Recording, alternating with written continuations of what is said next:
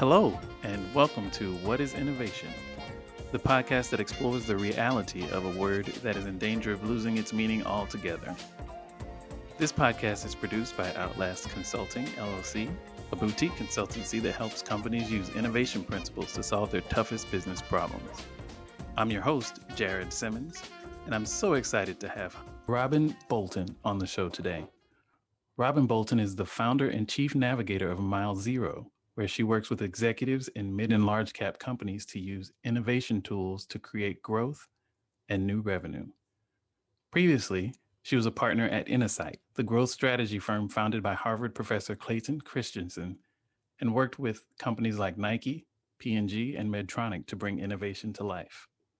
She started her career as an intrapreneur at P&G, where she led the North American launch of Swiffer, global development and launch of Swiffer WetJet, and strategy and marketing for P&G's $2 billion household needs portfolio at Walmart. Her articles on innovation have appeared in Fast Company, Bloomberg Businessweek, Forbes, and Harvard Business Review Online, and her perspective has been featured in the New York Times and NPR's Marketplace.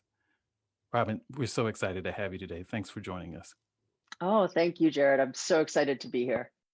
Well, let's jump right in. Tell me, you seem very qualified to let us all know, what is innovation? Innovation is something different that creates value.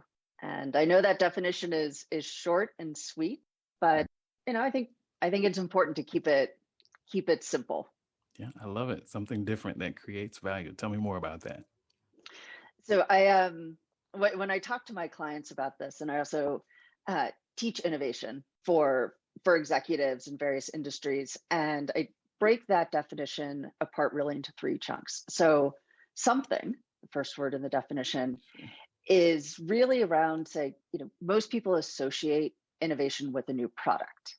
Mm-hmm. And that's true, but innovation doesn't have to be limited to products. It could be a service. It could be a revenue model, switching from selling something to leasing something. It could even be a process. You think of like the Toyota production system. Right, right. That's a huge innovation. So something could be anything. Yeah, literally something, nothing more or less than that, right? Exactly. Yep. And then the second important word there is also the second word. So different. Mm-hmm. And again, I think it's because people think that innovation has to be new, like new to the world. And it doesn't. It could be new to the world. It could be new to your industry. It could be new to your company. Mm-hmm. Or it could be an improvement on something that currently exists. So again, you're not limited, just like you aren't limited to a product, you aren't limited to introducing something new to the world. It needs to be different. Right. So different doesn't necessarily mean new. It means just that, different. Precisely. Got it. And then the last and most important part of the definition is actually the last couple of words, which is creates value. Mm. And the reason I say that's the most important part of the definition is because that value creation is really what I think innovation is all about and what differentiates innovation from an invention. And so innovation has to create value for customers. So for the people who use whatever the something different is, it has to create value for the company that's offering it. And, ideally it creates value for the larger ecosystem, within which the company is operating or the mm-hmm. innovation is interacting. And so that value creation is really, really critical in the definition. That makes perfect sense. And I would love to hear a bit more from you about value. I know you've had clients in all sorts of industries and even things you've seen in outside of your working domain. When you talk about creating value, what are some of the different types of value creation you've seen from innovation? There are lots of different kinds of value. So the ones that almost always come immediately to mind for folks is, revenue, right? It's right. Profit, mm-hmm. Cost reduction. And again, all of those fall under that umbrella of value. I think the other things that fall under that umbrella are thinking about, are you making, is this easier? Something easier for people? Is this faster? Is this less expensive? Does this help them save time? Some of those other dimensions of value that are a little bit harder to quantify. And even if you think about innovation within a company, things that value creation is increasing employee retention, increasing loyalty. So value can, again, mean a lot of different things. And some are easy to quantify, some aren't. But it's, again, a pretty broad term. Right. Thank you for expanding on that. Tell me what isn't innovation? As I was preparing for this, that was one of the questions that gave me pause. And where I netted out, and I love questions that make me stop and think. I love them. And where I came out on that is that invention is not innovation. So what I mean by that is, one of the things I often say to clients is that just because you can doesn't mean you should. So true. And I view an invention as something you can do. Something you should do is innovation. And the should is around the creating value. And, I don't want to put invention down. Invention is super, super important. And invention may be a critical aspect of innovation. But I think if you create something and no value comes from it, then you miss that really important part of the definition of innovation. So help me understand, when we think about invention versus innovation and can versus should, how kind of, if we think about the corporate innovator sitting out in the audience, you and I are both were those entrepreneurs at one point. How can entrepreneurs be sure that they are innovating and not inventing? The best place to start is to solve a problem.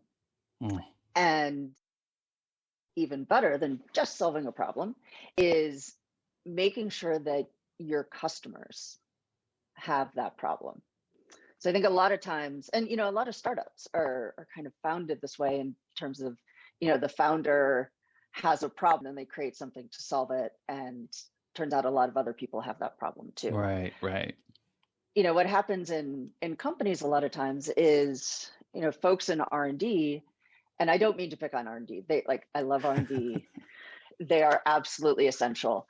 So I'm absolutely not picking on them at all. That's where I grew up. So yes, I know. And love you guys. But a lot of times it's, folks in R&D, have an amazing technology. They have something amazing. They're like, we can do something with this. And then they create something. And it turns out that either nobody has the problem that thing was designed to solve, or that problem isn't big enough that people are willing to pay for a solution. I see. Right. It's almost a very, modern chicken egg kind of conundrum where sometimes people invent something and then try to manufacture the value creation.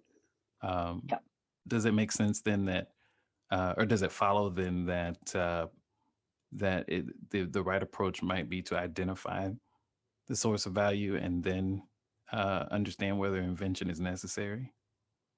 I think so. And I recognize that's a strong bias on my part of, start with that outside in perspective, customer centricity. Right. And, really understand from the customer's point of view what the problem is that they need solved, not necessarily the solution. Right. Consumers, us as people, were terrible coming up with solutions. We're great with, understanding problems. So understand the problem and then figure out all the different ways that it could be solved. So that's my bias. But I will say there's an argument to be made that, sometimes you can have great innovations coming out of the lab. And so I don't want to say that's not a good way to do it. I don't want to say that doesn't work. I think it's a lot harder to do. And I see a lot more companies struggle when they are kind of an inside out sort of innovation, just because, people fall in love with what they create. It's the IKEA effect. We overvalue the things that we have a hand in creating. And, Interesting. So if something comes from within the company, a lot of times the company is in love with it and the market doesn't feel the same way. And then it's hard to create value. Right. If I think back to your definition, the something piece is clear when it's inside out. It's, I think the value, it's that third piece, the creating value. And then also in the context of the differentiation, different versus new. And I think having grown up in R&D, the challenge with innovation that is originated within R&D is to understand that there's no amount of new that can offset a lack of value creation, if I use your definition. And I think that's what's hard for scientists and engineers to swallow is this is a brilliant invention. There's not 5 people on the planet who could have created this thing. So it has to be, the difficulty and uniqueness of it has to be somewhere reflected in the value, it reflected as values. It's for someone, somewhere. So let's go find them.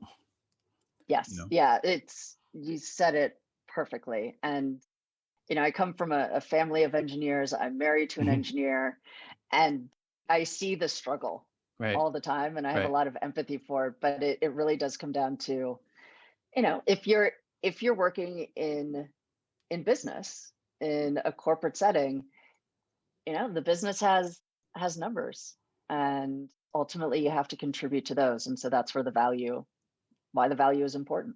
Exactly. It's to me, it's the singer-songwriter versus, pop star kind of effect. The singer-songwriter might have more quote unquote talent, or may have written the song themselves, but it's the value you receive is a function of the value perceived by the end user, by the consumer, by the customer.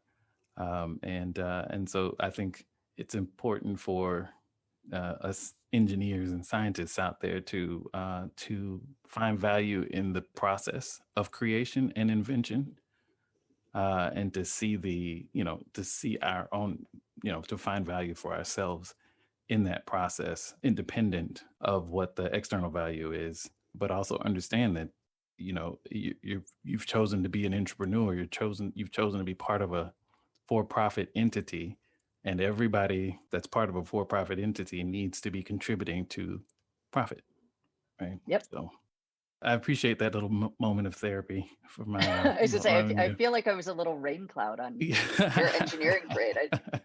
No, it's what I think separates companies like P&G and others from their peers, which is they have engineers, they have scientists who understand the importance of value creation. And companies that struggle are the ones that have to fight that battle at a functional level. And P&G is lucky to not have to fight it at a functional level. It's more of a project to project kind of conversation. Yes, very true. So tell me a bit more about outcomes. I'm fascinated by outcomes in the innovation space. What does an outcome look like from an innovation process? Great question. And I would say, going back to a thing we've got going, is that the ideal outcome from an innovation process is value creation. And what I mean by that is it's not necessarily, oh, we've launched something into the market and here's the revenue that we got from it. Although that's certainly one way. I would say, we've changed a process and look, we've reduced costs. Again, one way to measure value. Right. I think there's also a lot to be said and a lot of value in learning. And one of the things that is true of innovation when it's done right, and by done right, I mean kind of done honestly, is that, there's going to be things that don't work. Right. Anytime you're doing something different, you don't have full knowledge. So you're making assumptions. And some of those assumptions are going to be wrong. And sometimes those wrong assumptions mean you need to shut down the project. Sometimes they mean you need to pivot pretty hard. Right. And there's learning in all of that. And so I can see, especially for an organization that's really trying to build, skills and capabilities and even a culture of innovation, there is incredible value from innovation projects that they might deemed failed. Right. But because there's learning, and that learning, if it gets shared, and if the people who are on that project, continue working at the company instead of getting fired, which is what everyone assumes happens to an innovation team when the project goes away. Right. And so that's huge value creation as well. And I can imagine amongst your clients, there's probably a tension between the value of learning and the value of dollars, and how to strike a balance. Have you seen that or witnessed that at all? Yeah, there's definitely a tension, and there's also definitely a cultural and I'd say personal bias to anything that looks like failure. I mean, I smile as saying that because I know one of those mantras coming out of Silicon Valley is like, fail fast. And it's like, right. Nobody likes to fail regardless of the speed it's done at.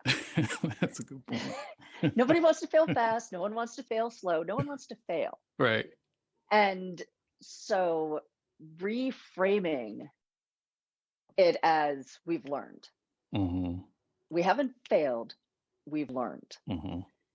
And Thomas Edison had the great quote, which I'm sure, I will completely butcher, but it's, I didn't fail when inventing the light bulb. He didn't fail 1,000 times. He just failed. He just found 1,000 different ways not to do it.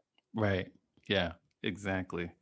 As long as the company is learning as it goes, it's creating value internally, and actually through those learnings is going to be able to get something to market faster that is going to generate the revenue. Right. That makes perfect sense. I'm circling now in my head back to a comment you made about as long as it's done honestly. Yeah. And I'd love to hear more about what that means. I think I know what you mean, but I'd love to hear what you mean. So yeah, as long as it's done honestly. A lot of times I see, especially, companies who are relatively new at innovation. But oftentimes these are kind of mid-cap companies where, they've grown really fast. They've kind of had their first portfolio of stuff out there. They're doing really well. And now it's time for like the second generation of products. Right. Or services or whatever that is.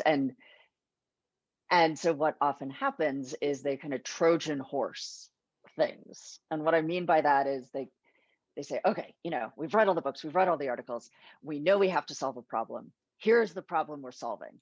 And when you look at it, you're like, yeah, this isn't a problem. This is you rephrasing your solution as a problem. Right. And so that's what I mean by they Trojan horse it. Yeah. I'm flashing. I'm having lots of flashbacks right now that you encapsulated that perfectly. Yeah. So so there's that kind of honesty of like, okay, let's just be honest about what we're presenting here. And you're presenting a solution in search of a problem and not a problem in search of a solution. Right.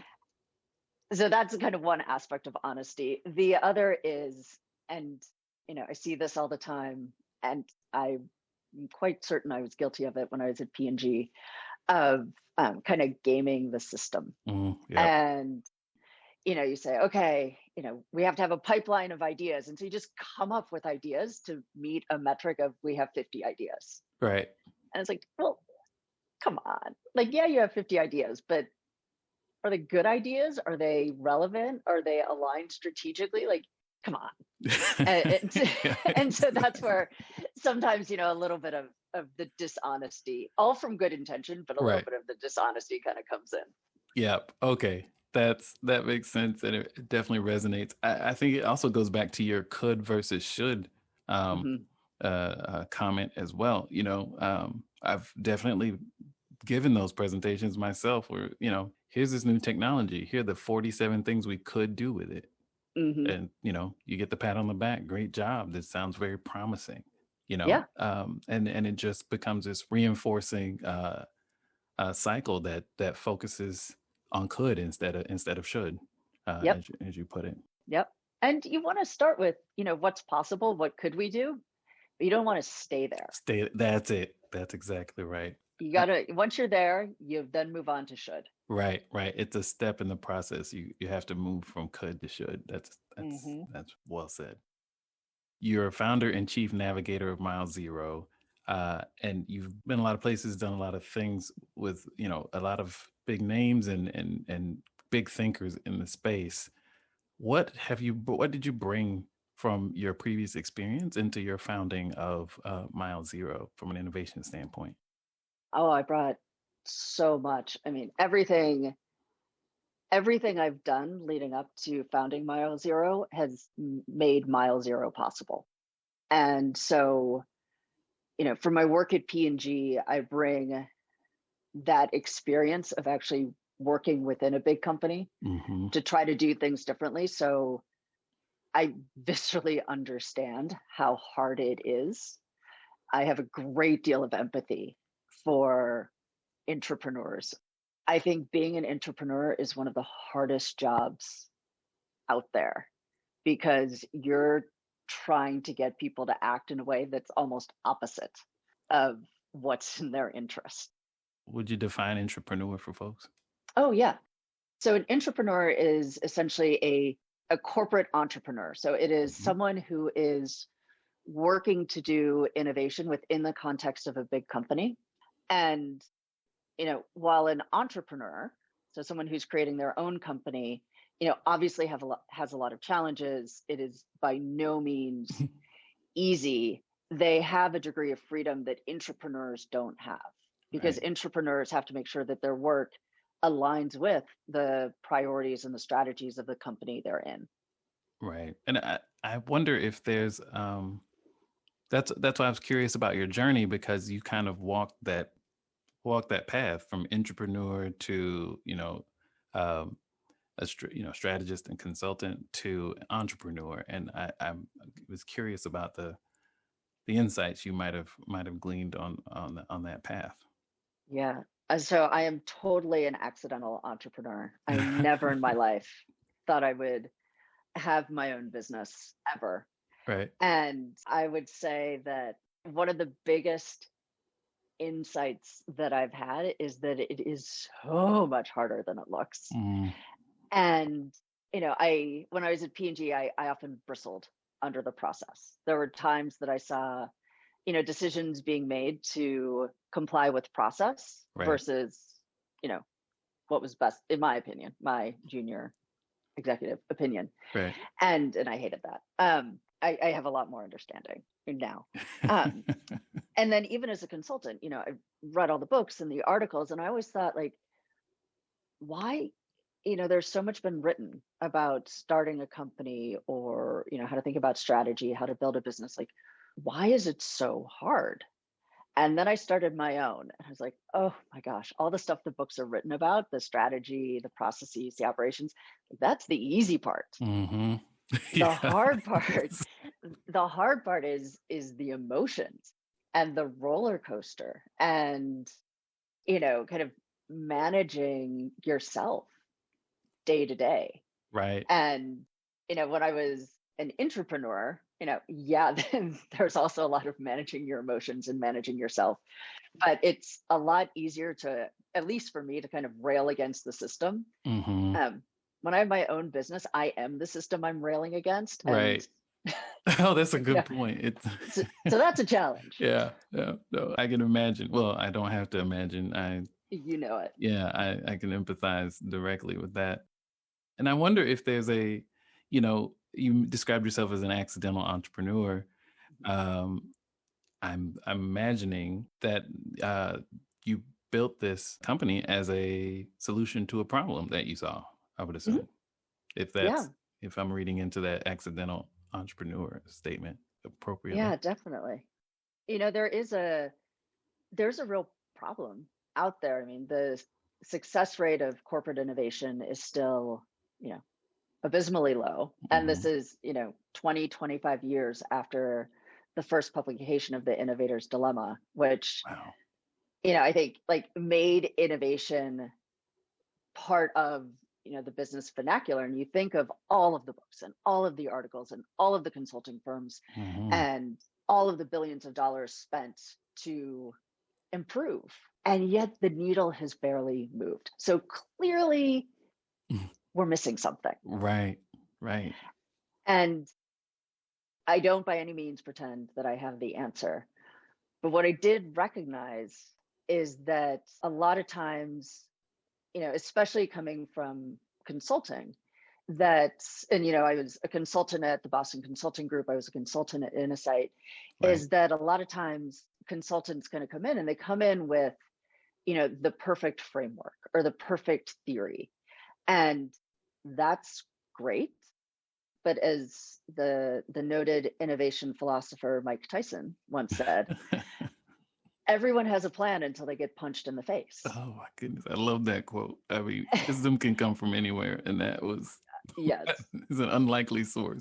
It's wisdom. He was totally right. And so that's the thing is like, yeah, you come in, you give a perfect framework, you give like a perfect customer segmentation, but if the company can't act on it, if it's not practical, if it doesn't work within their systems, it's not going to get used. Right. And so I felt like there was a real need for very, very practical innovation help. The other thing that I noticed, and this is really born out of all of the work that I've done over the years in terms of, understanding customers, is that people decide with their hearts and they justify with their heads, but it takes guts to act. I like that. I couldn't agree more. And, the thing is that a lot of times in business, we're only talking, when you think about talking to executives, we're only talking to their heads. We're giving data, we're giving frameworks, and it's a very left brain sort of appeal. But executives are humans too, and they have hopes and fears and aspirations and worries and insecurities. And so just like the rest of us humans, they're actually deciding based on what to do next, based on all of those, motivations, fears, et cetera. And then they're justifying, they're rationalizing with the data, the frameworks, the left brain stuff. Right. Secondarily. Totally. And so when you offer help, you need to speak to the heart. You need to speak to the head versus just speaking to the head. And you also have to help them have the guts to take the action. And especially in innovation, which can take a while to see results and pay off, it's the guts to act and the guts to continue to persevere over the long haul. Right, exactly.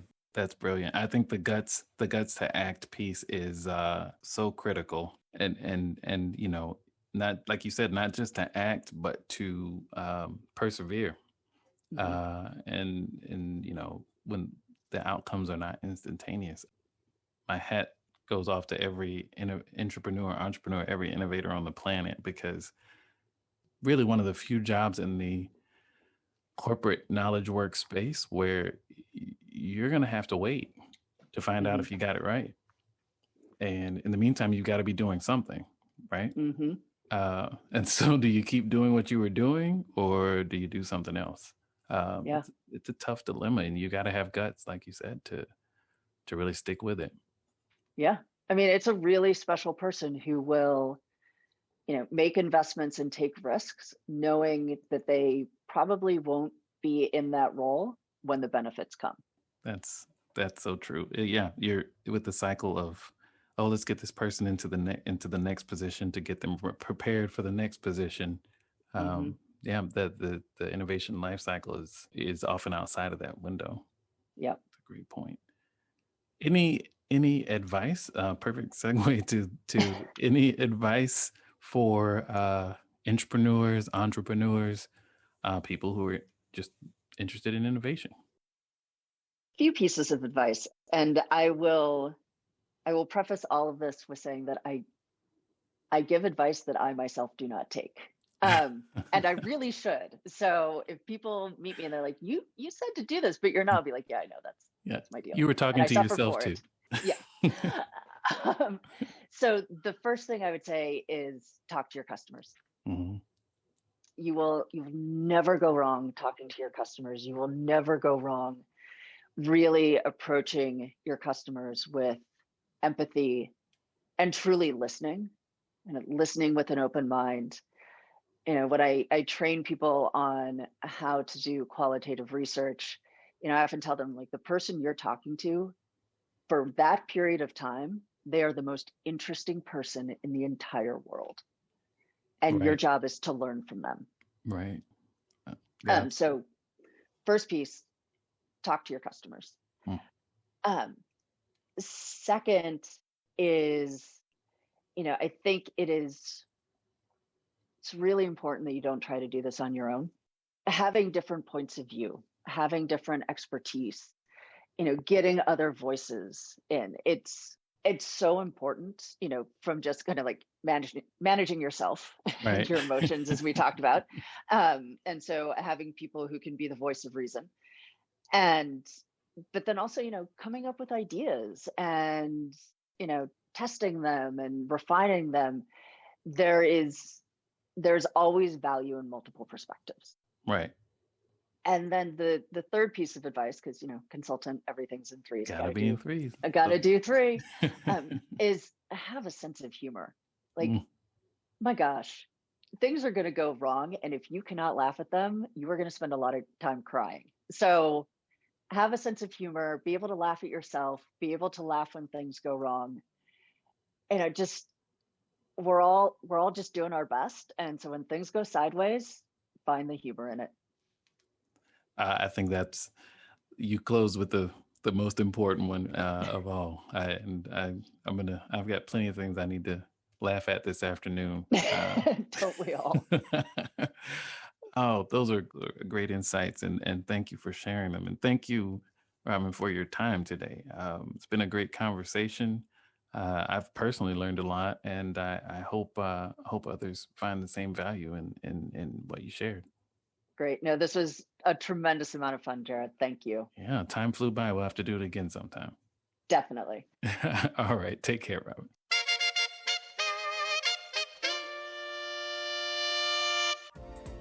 We'd love to hear your thoughts about this week's show. You can drop us a line on Twitter at OUTLAST LLC. That's OUTLAST LLC. Or follow us on LinkedIn, where we're OUTLAST Consulting. Until next time, keep innovating, whatever that means.